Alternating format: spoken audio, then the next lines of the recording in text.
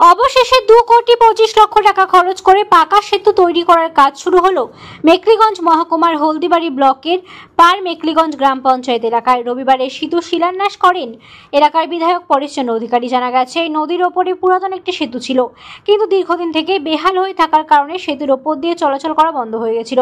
স্থানীয়রা অনেকদিন থেকে এই সেতু সমস্যার কথা প্রশাসন সহ নানা স্তরে জানিয়ে আসছেন। অবশেষে এই দিন সেতু শিলান্যাস হওয়ায় খুশি এলাকার মানুষজন। তারা জানান, এই সেতুটি চালু হলে দেওয়ানগঞ্জ, পার মেখলিগঞ্জ প্রভৃতি এলাকাবাসীর যাতায়াতের জন্য অনেকটাই সুবিধা হবে।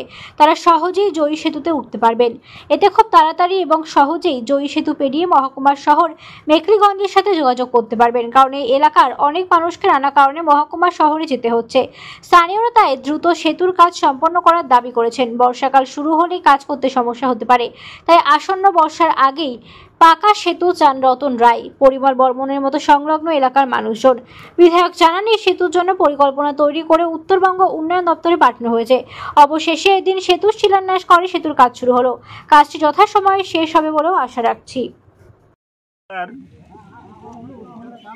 মেখলিগঞ্জ মহকুমার পার মেখলিগঞ্জ গ্রাম পঞ্চায়েতের এই কাবসতী নদীর উপর যে ব্রিজ, এটা দীর্ঘদিন থেকে এই ব্রিজটা অচল অবস্থায় পড়ে আছে।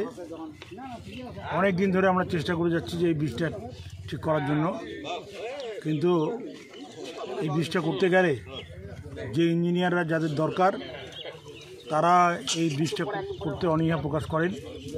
কারণ এই ব্রিজটা সম্পর্কে আমরা এবার উত্তরবঙ্গ উন্নয়ন দপ্তরে দিই। উত্তরবঙ্গ উন্নয়ন দপ্তর তারা এস্টিমেট করেন প্রায় 2,25,00,000 টাকার এই ব্রিজটা তারা সংশোধন করে নিয়ে এবার এই ব্রিজটার কাজ আজ শিলান্যাস হলো।